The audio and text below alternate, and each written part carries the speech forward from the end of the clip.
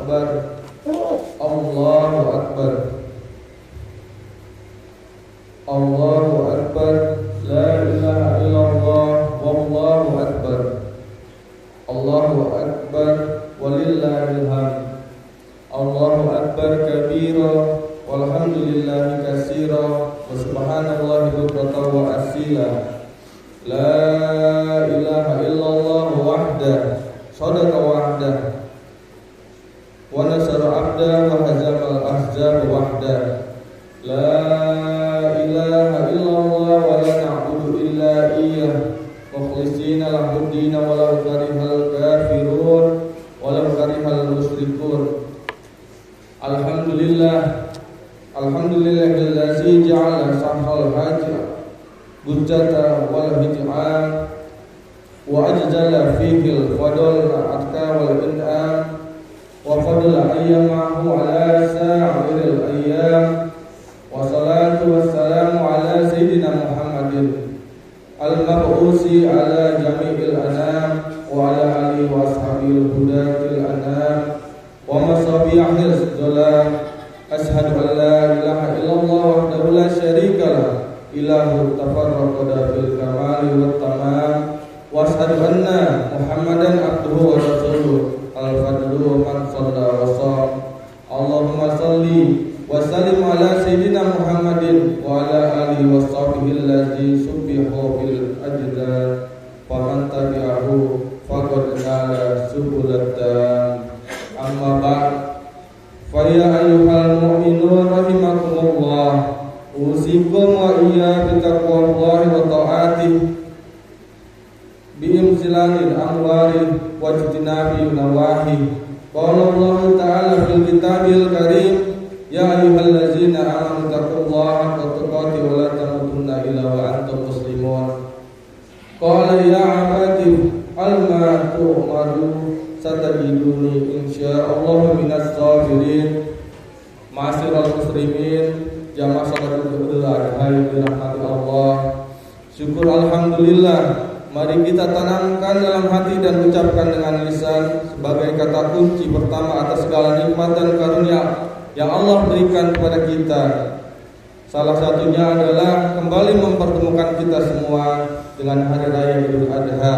Semoga rangkaian ibadah kita diterima oleh Allah Subhanahu wa taala dan menjadi amal yang berlipat. Salawat dan salam tak lupa kita haturkan kepada junjungan kita Nabi besar Muhammad sallallahu alaihi wasallam yang telah sukses menjadi contoh dan teladan bagi kita semua, baik dalam berucap, bertindak maupun berperilaku dalam kehidupan sehari-hari, beserta para sahabat, keluarga dan semua pengikutnya yang senantiasa berusaha untuk mengikuti seluruh jejak langkahnya. Semoga kelak kita diakui sebagai umatnya dan mendapatkan syafatul ujma darinya. Amin ya rabbal alamin. Selanjutnya, melalui mimbar yang mulia ini, khatib mengajak kepada diri khatib pribadi, keluarga dan semua jamaah yang turut hadir pada pelaksanaan salat Idul Adha. Marilah kita tingkatkan takwa kita kepada Allah dengan takwa yang sebenar-benarnya, yaitu dengan menjalankan semua perintah Allah dan meninggalkan semua larangannya. Karena apabila kita bertakwa dengan sebenar-benarnya takwa, maka Allah telah menjanjikan untuk memberi jalan keluar dari kesulitan yang kita hadapi, dan Allah menganugerahkan rezeki yang tidak terduga. Faman yattaqillahu yaj'al lahu makhraja wa yarzuqhu min haitsu la yahtasib. Dan barang siapa yang bertakwa kepada Allah, maka Allah akan menjadikan baginya jalan keluar dan memberikan rezeki dari arah yang tidak disangka-sangka. Ma'asyiral muslimin, jamaah salat Idul Adha yang dirahmati Allah. Salah satu sejarah penting yang berhubungan dengan perayaan Idul Adha adalah sejarah tentang ketegaran Nabi Allah Ismail di saat menghadapkan ujian dari Allah Subhanahu wa taala berupa menjadikan dirinya sebagai kurban untuk disembelih. Kisah ini akan terus kita kenang dan menjadi pelajaran penting untuk terus tumbuh sebagai manusia yang tegar dalam menjalani kehidupan sehari-hari. Suatu saat ketika Nabi Ibrahim telah dikaruniai seorang anak, yang dimana Nabi Ibrahim sudah sangat tua dan anaknya pun didambakan sejak lama, Ternyata dalam tidurnya ia bermimpi menyembelih dan mengorbankan putra tersayangnya itu. Saat itu usia Nabi Ismail telah menginjak usia 7 tahun dan ada juga ulama yang mengatakan 13 tahun. Menyikapi mimpinya itu, Nabi Ibrahim sangat bingung dan gelisah. Ia tidak lantas membenarkan namun tidak pula mengingkari. Ia merenung beberapa kali, memohon kepada Allah untuk memberi petunjuk yang benar kepadanya.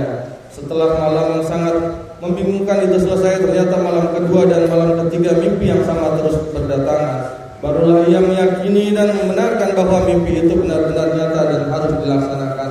Kisah ini sebagaimana diabadikan dalam Al-Quran surat As-Saffat. Allah Subhanahu wa taala mengisahkan perkataan Nabi Ibrahim kepada anak semata wayangnya setelah mengalami mimpi berkali-kali datang kepadanya. Dalam Al-Quran diceritakan, falamma balagha ma'ahu sa'al qala ya bunayya inni ara fil manami anni ajbahuka fanzur madza tara. Maka ketika anak itu sampai pada umur yang sanggup berusaha bersamanya, Nabi Ibrahim berkata, wahai anakku, sesungguhnya aku bermimpi bahwa aku akan menyembelihmu, maka pikirkanlah bagaimana pendapatmu. Mendengar pernyataan itu, Nabi Ibrahim menjawab dengan penuh ketegaran jiwa dan kesabaran. Nabi Ismail yang masih kecil menjawab, qala ya abati al-matu maru satajiduni insyaallah minas sabirin. Dia Ismail menjawab, wahai ayahku, lakukanlah apa yang diperintahkan Allah kepadamu. Insyaallah engkau akan mendapatkan termasuk orang-orang yang sabar. Surat As-Saffat ayat 102. Ma'asyiral muslimin, jamaah salat Idul Adha yang dirahmati Allah. Sebagai satu hamba yang taat, Nabi Ibrahim dan Nabi Ismail melakukan apa yang telah diperintahkan kepada keduanya. Dengan hati yang sedih dan raut wajah yang dipenuhi linangan air mata, keduanya harus sama-sama ikhlas dan ridho demi memenuhi perintah Tuhannya. Bahkan Nabi Ibrahim harus mengorbankan anaknya sendiri disembelih di hadapan dilakukan dengan tangannya sendiri. Imam Fakhrul Razi dalam salah satu karyanya Tafsir Mafatih Al-Ghaib mengisahkan percakapan keduanya ketika sudah sepakat untuk melakukan penyembelihan. Nabi Ibrahim membawa putranya ke Mina dan membaringkannya di atas pelipisnya. Saat penuh kesedihan itu, Nabi Ismail berkata pada ayahnya dengan penuh keikhlasan dan kesabaran, wahai ayahku, kencangkanlah ikatanku agar aku tidak lagi bergerak. Singsingkanlah bajumu agar darahku tidak mengotori. Dan jika nanti ibu melihat bercak darah itu, niscaya ia akan bersedih. Asah dulu pisaumu hingga tajam dan percepatlah gerakan pisau itu dari leherku agar terasa lebih ringan bagiku. Karena sesungguhnya kematian itu sangat dahsyat, dan apabila engkau telah kembali, maka sampaikanlah salamku kepadanya. Dan jika engkau hendak menyerahkan baju ini, lakukanlah dengan mudah. Mudah-mudahan bisa lebih memudahkan bagimu. Faqala Ibrahim, ni'mal aunu anta ya bunayya ala amrillah thumma aqbala alaihi qalbuhu wa qad arada wa huma baititani thumma wada as-sikina ala khalqi. Nabi Ibrahim berkata, sesungguhnya sebaik-baik pertolongan itu adalah kamu, wahai anakku, atas perintah Allah Subhanahu wa taala. Kemudian ia menghadap anaknya dengan linangan air mata yang membasahi pipinya. Maka Ismail pun menangis. Di saat-saat yang menegakkan itu, Nabi Ismail berkata kepadanya, wahai ayahku, telungkupkanlah dulu wajahku hingga tak terlihat olehmu. Karena bisa saja dengan terlihatnya wajahku, engkau akan merasa iba, yang dengan perasaan tersebut bisa menjadi penghalang bagi kita untuk melaksanakan perintah Allah. Apalagi di depanku terlihat kilatan pisau tajam yang akan membuatku ketakutan. Lantas Nabi Ibrahim melaksanakan semua permohonan dan permintaan putranya. Namun ketika pisau itu disembelih kepada leher Ismail, pisau yang begitu tajam itu tidak bisa melukainya. Bahkan berkali-kali pisau itu biasanya hingga sangat tajam, namun tetap saja tidak bisa melukai. Di saat itulah Allah Subhanahu wa taala berfirman kepadanya, wa nadainahu ayya Ibrahim qad saddaqta ru'ya inna kadzalika najzil muhsinina inna hadzal huwal bala'ul mubin. Fadaina bijihi azim wa tarakna alaihi fil akhirin. Lalu kami panggil dia, wahai Ibrahim, sesungguhnya engkau telah membenarkan mimpi itu. Sungguh demikianlah kami memberi balasan kepada orang-orang yang berbuat baik. Sesungguhnya itu benar-benar suatu ujian yang nyata, dan kami tebus anak itu dengan seekor sembelihan yang besar, dan kami abadikan untuk Ibrahim ujian di kalangan orang-orang yang akan datang. Surat As-Saffat ayat 104 sampai 108. Ma'asyiral muslimin, jamaah salat Idul Adha yang dirahmati Allah. Itulah kisah ketegaran Nabi Allah Ismail dalam menjalankan perintah Allah Subhanahu wa taala. Dia lakukan semuanya dengan penuh keikhlasan dan kesabaran, sekalipun nyawa akan menjadi taruhannya. Sungguh semua ini menjadi suri tauladan yang sangat mulia bagi kita semua. Oleh karena itu, marilah kita jadikan momentum perayaan dan pelaksanaan sholat sunnah Idul Adha ini sebagai ajang untuk meneladani ketegaran jiwa Nabi Ismail dalam bersabar atas ujian yang diberikan Allah Subhanahu wa taala, sehingga bisa menjadikan kita semua sebagai hamba pilihan yang dicintai oleh Allah Subhanahu wa taala. Demikianlah khutbah ini perihal belajar dan menteladani ketegaran jiwa Nabi Ismail dalam peristiwa kurban. Semoga bisa membawa manfaat dan keberkahan bagi kita semua, dan kita digolongkan sebagai orang-orang yang bisa bersabar dalam menjalani semua ujian darinya. Amin ya rabbal alamin.